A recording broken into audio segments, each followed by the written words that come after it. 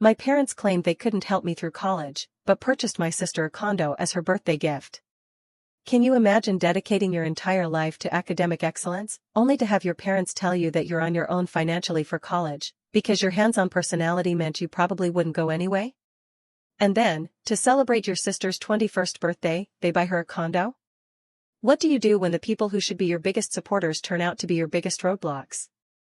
Growing up, I always knew my younger sister, Emma, was the golden child. Emma was born when I was 3, and from day one, it was clear she could do no wrong.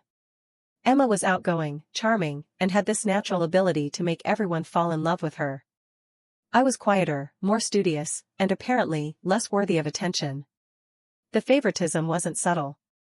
When Emma wanted dance lessons, art classes, or expensive summer camps, money appeared out of nowhere. When I asked for a scientific calculator for my advanced math class, I was told to make do with the basic one we had at home. Emma got a brand new car for her 16th birthday, a cute little Honda Civic with a bow on top, just like in the commercials. I got driving lessons and was expected to be grateful. But I told myself it was fine. I was the academic one, the responsible one. I maintained a 4.0 GPA throughout high school, earned multiple scholarships, and got accepted to a prestigious university with a partial scholarship for their biomedical engineering program. My parents seemed proud in their distant way, but the praise always felt hollow compared to the genuine joy they showed when Emma scored a goal in soccer or landed a small part in the school play. The real wake-up call came during my senior year of high school. I was stressing about college finances because even with my partial scholarship, I'd need help with room and board, books, and living expenses. The engineering program was demanding, and working a full-time job alongside it wasn't realistic if I wanted to maintain my grades. I sat my parents down in our living room one evening after dinner. Dad was reading the newspaper in his favorite recliner, and Mom was folding laundry on the couch. The TV was on in the background, some cooking show that Mom liked to have on for noise. "I need to talk to you both about college expenses," I began, my stomach churning with anxiety. Dad looked up from his paper with an expression I'd seen before, that slightly annoyed look he got when practical matters interrupted his evening routine. "Sarah, we've discussed this," Mom said without looking up from the towel she was folding. "You got scholarships for a reason. You're smart enough to figure it out." "But the partial scholarship only covers about 60% of tuition," I explained, pulling out the financial aid documents I'd organized in a folder. "With room and board, books, lab fees. I'll need some help." Dad interrupted, his voice carrying that final tone that meant the discussion was over. "Work more hours at the grocery store. You're 18 now, Sarah. You're on your own financially. It's time you learn to be independent." The words hit me like a slap. On my own financially. I felt something cold settle in my chest. But I nodded and went to my room. I spent that night applying for additional loans and calculating how many hours I'd need to work to make ends meet. The math was brutal. But I made it work. I always did. College was harder than I'd expected. Not academically, but financially and emotionally. I worked 25 hours a week at the campus bookstore, took out substantial loans, and lived off ramen noodles and peanut butter sandwiches. My roommate, Jessica, often invited me out for dinner or movies, but I usually had to decline. She came from a family that sent care packages and money for fun stuff. I couldn't relate. I called home every Sunday, mostly talking to Mom, while Dad watched football in the background. Emma had started her sophomore year of high school and was apparently thriving. She joined the drama club, made varsity cheerleading, and was dating some boy named Marcus who Dad actually liked. When I shared my academic achievements, making Dean's List, getting selected for a competitive research program, landing an internship at a biotech company, the responses were polite but brief. "That's nice, honey," Mom would say. "Oh, I have to tell you about Emma's performance in the school play. She got a standing ovation." I started calling less frequently. During my junior year, something shifted in my relationship with my family, though I didn't realize how dramatically until later. I'd been selected for an exclusive research program, working with Dr. Martinez on developing biodegradable medical implants.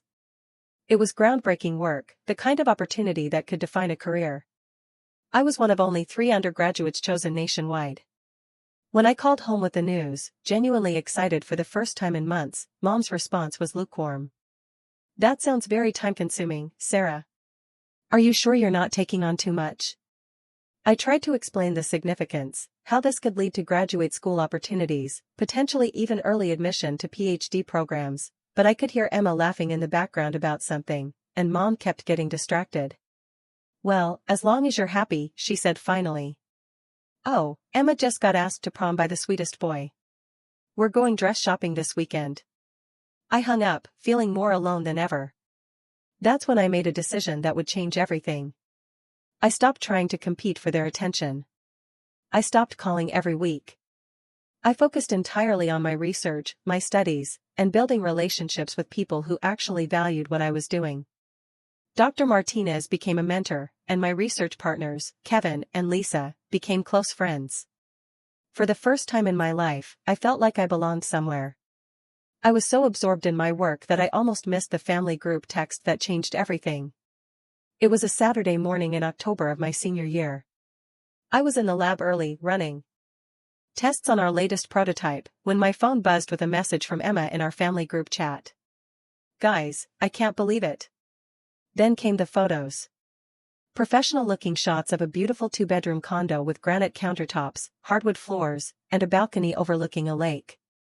The furniture was all new, a plush sectional sofa, a dining table that probably cost more than I spent on food in 6 months, a bedroom set that looked like it came from a magazine. My phone kept buzzing with messages. Mom and Dad surprised me for my 21st birthday. I'm officially a homeowner. Mom, our baby girl deserves the best. So proud of you, Emma. Dad, hope you love it, sweetheart. You've earned it, Emma. Emma, I can't stop crying. Happy tears. Thank you, thank you, thank you. Best parents ever. I stared at my phone in the empty lab, the silence broken only by the hum of equipment and the distant sound of my own breathing. A condo. They'd bought Emma a condo for her 21st birthday. I scrolled through message after message of congratulations, heart emojis, and photos of Emma posing with a giant bow stuck to the front door. The same parents who told me I was on my own financially had just purchased their younger daughter a home that probably cost more than my entire college education. I sat there for 20 minutes just staring at the messages. Nobody had asked where I was or why I wasn't responding. In a family group chat celebrating a major milestone, my silence went completely unnoticed. That's when something inside me broke. Not broke like shattered. Broke like when you finally stopped trying to force a key into the wrong lock. I was done. I didn't respond to the group chat. I didn't call to congratulate Emma or ask my parents how they'd suddenly found money for a condo when they couldn't help with my textbooks. I simply turned off my phone and went back to work. That weekend, I made a series of decisions that I knew would define the rest of my life. First, I scheduled a meeting with Dr. Martinez to discuss graduate school options. Not just any graduate school, programs that would take me far from home, preferably with full funding and research opportunities that aligned with my growing expertise in biomaterials. Second, I started looking into changing my legal name and address records to ensure that my future achievements wouldn't be easily traced back to my family. I didn't want them riding my coattails when convenient while ignoring me when it wasn't. Third, I began documenting everything about my research in meticulous detail. Something told me it was going to be important. Dr. Martinez was incredibly supportive when I explained my situation, though I kept the family drama to a minimum and focused on my academic goals. "Sarah, your work on the biodegradable cardiac stent has been exceptional," she said during our meeting in her office, which was lined with awards and photos from conferences around the world. "I've been corresponding with colleagues at several top-tier programs, Stanford, MIT, Johns Hopkins. They're all interested in students with your background. I'm looking for something with full funding," I said carefully. "And preferably on the West Coast or East Coast. I want a complete change of scenery." She nodded knowingly. Academic families often understood the need to establish independence from one's roots. "I have the perfect opportunity," she said, pulling out a folder. "Dr. Martinez at Stanford is starting a new research initiative on next-generation medical implants. It's a 5-year PhD program with full funding, health benefits, and a generous stipend. The work builds directly on what you've been doing here." My heart started racing. Stanford. Full funding. A chance to work with one of the leading researchers in my field. What would I need to do? Your grades and research records speak for themselves. I'd write you a recommendation letter, of course. The main requirement is that you'd need to commit to the full program and be willing to relocate. Relocate, the word sounded like freedom. I applied that week and was accepted within a month. Full fellowship, research assistantship, and a stipend that would actually allow me to live comfortably while pursuing my PhD. For the first time in years, I felt like someone believed in my potential. The hardest part was not telling my family. I wanted to. Part of me wanted to call home and share the incredible news, to hear pride in my parents' voices, to feel like their daughter again. But every time I picked up the phone, I remembered the condo photos and Emma's excitement and my parents' easy generosity when it came to their favorite child. Instead, I finished my senior year quietly. I graduated summa cum laude with highest honors, but I didn't invite my family to the ceremony. I told them it was just a small departmental ceremony, nothing special. They didn't push for details. The truth was, it was a beautiful ceremony. Dr. Martinez gave a speech about the future of biomedical engineering, and I was recognized for my undergraduate research contributions. My lab partners, Kevin and Lisa, were there along with several professors who had mentored me. It felt perfect without the complication of family drama. 2 weeks after graduation, I packed everything I owned into my beat-up Honda and drove to California. I left a note for my roommate Jessica, forwarded my mail to my new address, and updated my emergency contacts to list my undergraduate advisor, Dr. Rodriguez, instead of my parents. I didn't tell my family I was moving until I was already gone. The text I sent was brief: started a PhD program at Stanford. New phone number is /number. New address is /address. We'll be pretty busy with research for the next few years. The responses were immediate and exactly what I expected. Mom, Stanford? Why didn't you tell us you were applying? We would have helped you move. Dad, congratulations, honey. That's a big step. Call us when you get settled. Emma, OMG, Sarah, that's amazing. California is so cool. I didn't respond. I was done with the performance of being a grateful daughter. Stanford was everything I'd dreamed it would be. Dr. Martinez's lab was cutting edge. My fellow graduate students were brilliant and driven, and the resources available for research were mind-blowing. For the first time in my life, I was surrounded by people who were as passionate about scientific discovery as I was. My research focused on developing smart biomaterials that could adapt to different conditions in the human body. It was complex, challenging work that required long hours and complete dedication. I loved every minute of it. Dr. Martinez was an incredible mentor. She built her reputation on innovative approaches to biomedical materials, and she encouraged me to think beyond conventional solutions. I also loved the distance from my family, physically and emotionally. My parents called occasionally, usually on holidays or my birthday. The conversations were polite but surface level. They'd ask how school was going. I'd give brief updates. They'd share news about Emma's latest adventures. She'd graduated from college with a degree in communications and was working at a marketing firm back home. She was engaged to Marcus, the high school boyfriend, who'd stuck around, and they were planning a big wedding. You'll be Emma's maid of honor, of course, Mom mentioned during one call. I'll have to see if I can get time off from the lab, I said noncommittally. The truth was, I had no intention of participating in Emma's wedding. I was deep into my dissertation research by then, and the last thing I wanted was to return home and pretend we were a close, loving family. I sent a nice gift from the registry and a polite card saying I couldn't make it due to academic commitments. The response was a curt thank you note from Emma that radiated hurt feelings, but I didn't let it bother me. They'd made their priorities clear when they bought her a condo while telling me I was on my own. Years passed. I published papers, presented at conferences, and built a reputation in my field. My dissertation research was going incredibly well, better than anyone had expected. I was developing a new type of biodegradable cardiac stent that could actually promote healing while dissolving harmlessly in the body. Early testing showed it could revolutionize heart surgery and save thousands of lives. Dr. Martinez was thrilled with my progress. Sarah, this work is groundbreaking. We need to start thinking about publication in a top-tier journal. Nature, maybe Science.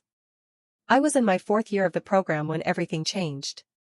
I'd been working on a particularly challenging aspect of my research, figuring out how to control the dissolution rate of the stent material to match the healing process of heart tissue. It required developing an entirely new polymer matrix, and the chemistry was incredibly complex. The breakthrough came at 2 a.m. on a Tuesday in March. I was alone in the lab, running what felt like the 1000th iteration of a chemical synthesis, when suddenly everything clicked. The polymer behaved exactly as I'd theorized. The dissolution rate was perfect, and the biocompatibility tests were off the charts. I called Dr. Martinez immediately, not caring that it was the middle of the night. "You did it," she said after I explained the results. "Sarah, you actually did it. This is going to change everything." She was right. Within weeks, we had confirmation that my smart stent design could reduce recovery time by 30% and virtually eliminate the risk of complications from permanent implants. The medical device industry took notice immediately. The publication process moved at a reasonable pace for academic standards. We submitted to Nature and received acceptance within 8 months, still impressive for such a competitive journal. The paper was scheduled for publication in October, and the journal's press team was already talking about featuring it as a cover story. But the real game-changer came when Dr. Martinez forwarded me an email that made my hands shake. "Sarah," the email from a Science Times journalist began, "we'd like to feature your cardiac stent research in our upcoming issue on medical breakthroughs. This work has the potential to save millions of lives, and we want to tell your story." Science Times. The most widely read science publication in the country. The one that turned academic researchers into household names. The interview process was surreal. Reporters wanted to know everything: my background, my inspiration, my future plans. I talked about the technical aspects of the research, the years of trial and error, the potential applications. I carefully avoided mentioning my family or my motivations beyond scientific curiosity. The photographer took dozens of shots of me in the lab, working with the equipment I'd used to develop the stents. In one photo, I'm holding up a tiny prototype stent, smiling genuinely for the first time in years. In another, I'm at my computer analyzing data with multiple monitors showing complex molecular models. I didn't tell my family about any of it. The article was scheduled to publish on a Thursday in October. Dr. Martinez had arranged a small celebration in the lab, and several medical device companies had already reached out about licensing agreements. My dissertation defense was scheduled for the following month, and I had multiple job offers from biotechnology companies and academic institutions. I was finally, completely, utterly independent and successful beyond anything my parents had ever achieved. Wednesday night, I couldn't sleep. I kept checking my phone, knowing the article would go live at midnight Eastern Time. When it finally appeared online, I read it 3 times in a row. The headline was perfect: 23-year-old PhD student develops revolutionary heart stent that could save millions. The article was everything I'd hoped for. It explained the technical breakthrough in accessible terms, included quotes from leading cardiologists about the potential impact, and featured a sidebar about the commercial possibilities. There were photos of me in the lab, looking confident and accomplished. But the part that made me smile was the author bio at the end. Sarah Martinez is a biomedical engineering PhD candidate at Stanford University. Her research focuses on smart biomaterials for medical applications. She completed her undergraduate degree summa cum laude and has published 4 peer-reviewed papers. Martinez plans to launch a startup company to bring her stent technology to market. Sarah Martinez. I'd legally changed my name 2 years earlier, taking Dr. Martinez's surname to honor the mentor who believed in me when my own family didn't. It also ensured that my parents wouldn't easily connect my achievements to their daughter, Sarah. The article went viral immediately. By Friday morning, it had been shared hundreds of thousands of times on social media. Medical professionals were calling it a breakthrough that would change cardiac care forever. Investment firms were reaching out about funding opportunities. News stations wanted interviews. I was sitting in the lab, trying to process the sudden attention when my old phone, the one I kept but rarely used, started buzzing with notifications. Text after text after text. "Mom, Sarah, is this you? Call me immediately. Dad just saw the Science Times article." We need to talk. Emma, holy Sarah, is this real? You're famous. Mom, your father is calling Stanford right now. Why didn't you tell us? Emma, everyone is sharing this article about you. Mom is crying. Dad, Sarah Marie, call home now. I stared at the messages, feeling absolutely nothing. No anger, no satisfaction, no regret. Just a calm, detached observation that they'd finally noticed me. My new phone rang. Dr. Martinez, my mentor, said, Sarah, congratulations. The article is everywhere. NPR wants to interview you this afternoon, and Good Morning America is asking about a live appearance next week. That's incredible, I said, still looking at the frantic messages from my family. I'm ready for whatever comes next. There's something else, she continued. The patent office fast-tracked your applications. 3 major medical device companies are in a bidding war for licensing rights. We're talking about substantial money, Sarah. Enough to fund your own research lab.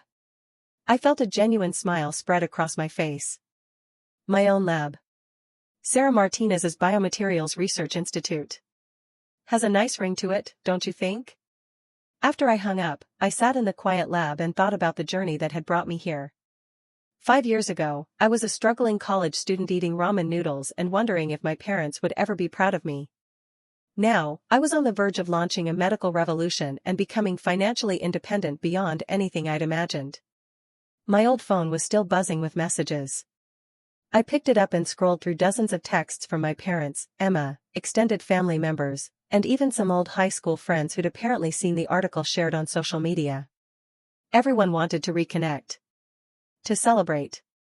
To be part of my success. The irony was perfect. They told me I was on my own financially, and I'd taken them at their word. I became successful entirely without their help, and now they wanted back in. I crafted a single response and sent it to the family group chat. Thank you for the congratulations. I'm sure you can understand that I'm incredibly busy with interviews and business meetings related to my research. I'll be in touch when my schedule allows. It was polite, professional, and completely non-committal. The responses were immediate and increasingly desperate. Mom, Sarah, please call me. I don't understand why you changed your name. We're so proud of you. Dad, we saw the article says you're starting a company. We'd love to discuss investment opportunities. Emma, Sarah, I'm so sorry we lost touch. I had no idea you were doing such amazing work. Can we please talk? Mom, I've been telling everyone about my brilliant daughter. Mrs. Peterson from next door saw the article and said she always knew you were special. I almost laughed at that last one. Mrs. Peterson had watched me mow their lawn for spending money during high school while Emma got an allowance for doing nothing. Over the next few weeks, the media attention intensified. I appeared on Good Morning America, NPR, Science Friday, and several medical podcasts. The New York Times ran a follow-up feature about young innovators in biotechnology. Forbes included me in their 30 Under 30 list for healthcare.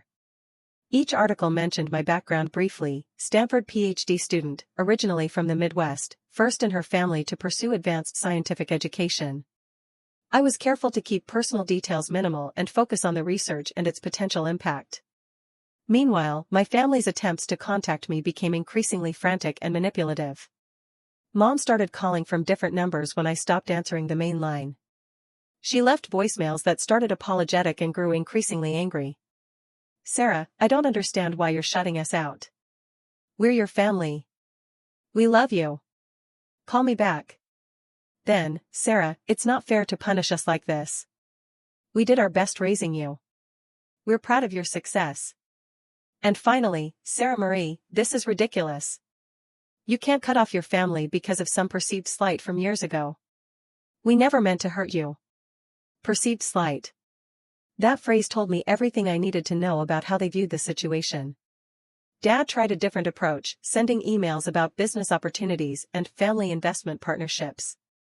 He'd apparently done some research on biotech startups and wanted to discuss how the family could participate in Sarah's success.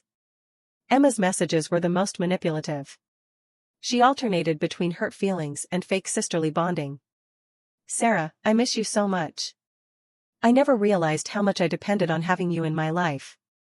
Please don't let this success change who you are. Then I saw your interview on Good Morning America and I cried. I'm so proud to be your sister. I've been telling everyone about your amazing work, and Marcus and I are thinking about starting a family soon. I want my kids to know they're brilliant, Aunt Sarah.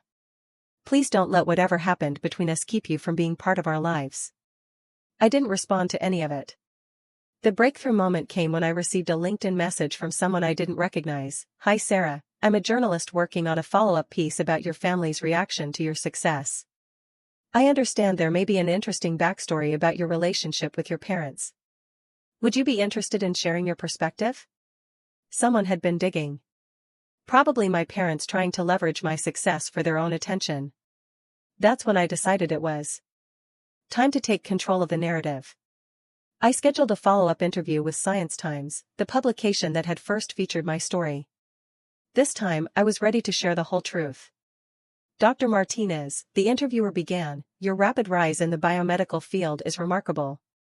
Can you tell us about your journey and what motivated you to pursue this research?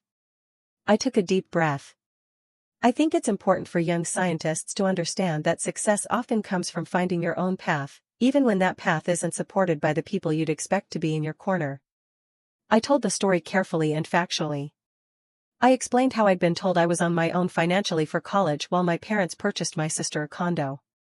I described working multiple jobs, taking loans, and funding my education entirely independently.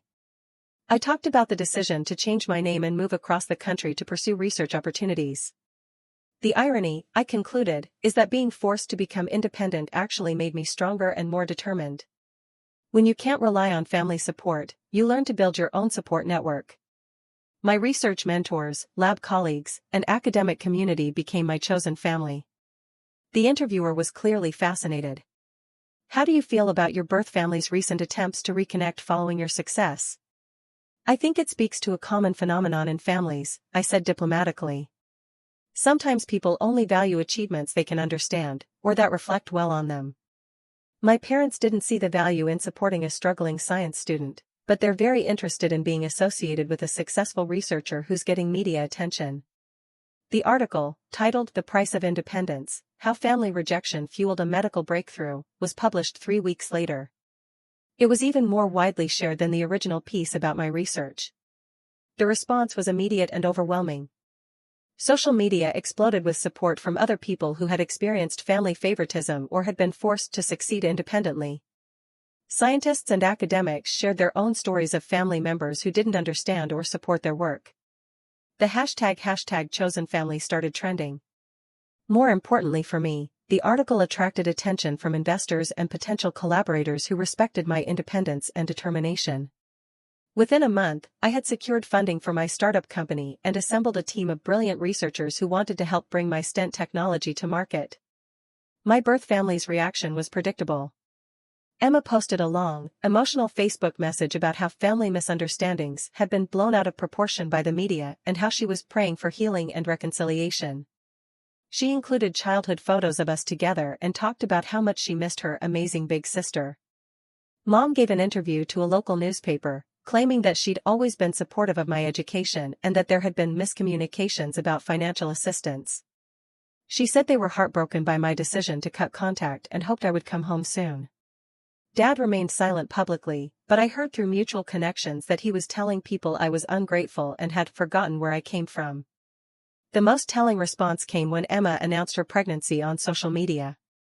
The post included a direct appeal, I can't wait for Aunt Sarah to meet her nephew or niece. I hope my sister will put aside whatever hurt feelings exist and be part of our family again. This baby needs to know how brilliant and accomplished their aunt is.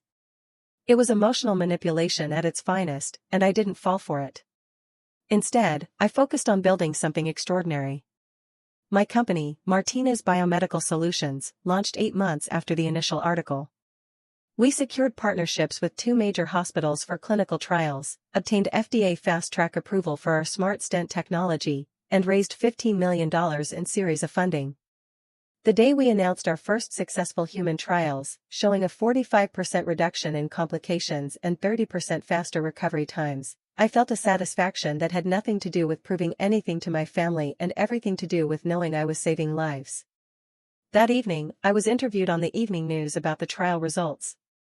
The reporter asked about my motivation for pursuing such challenging research.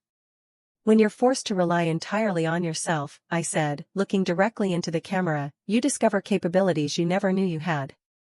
Every obstacle becomes an opportunity to prove that you're stronger than the circumstances that tried to limit you.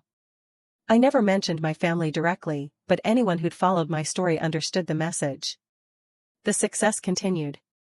Our stent received full FDA approval and began saving lives immediately. Major medical centers around the world started implementing our technology. I was invited to speak at international conferences and was offered positions at prestigious research institutions. 3 years after that first article, Forbes featured me on their cover as one of the most innovative entrepreneurs in healthcare. The headline read, "The Heart Revolutionary: How Dr. Sarah Martinez Built a Medical Empire from Scratch." The article detailed my journey from struggling college student to biomedical innovator, emphasizing the independence and determination that had driven my success.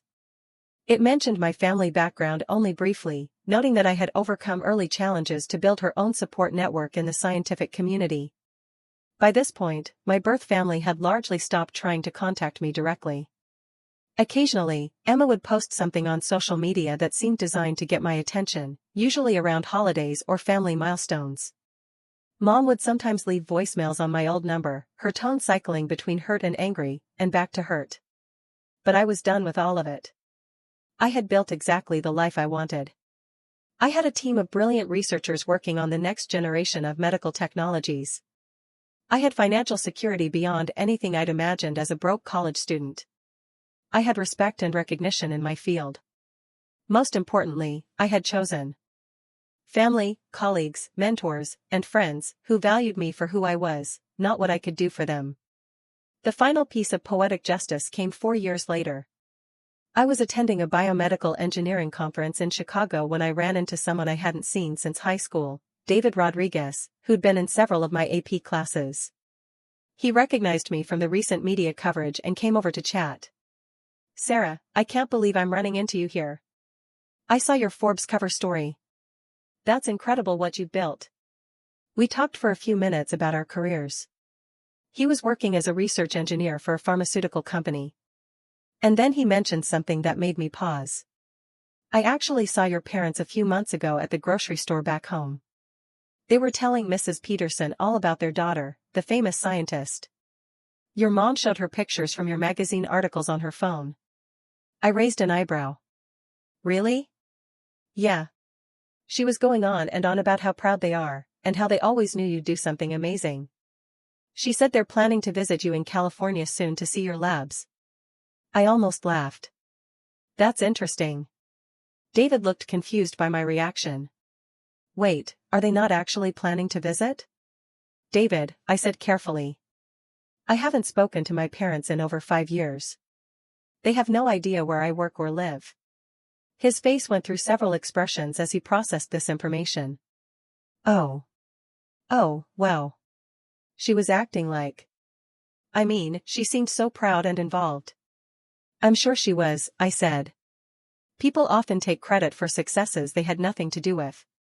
That conversation confirmed everything I'd suspected about how my family was handling my success publicly.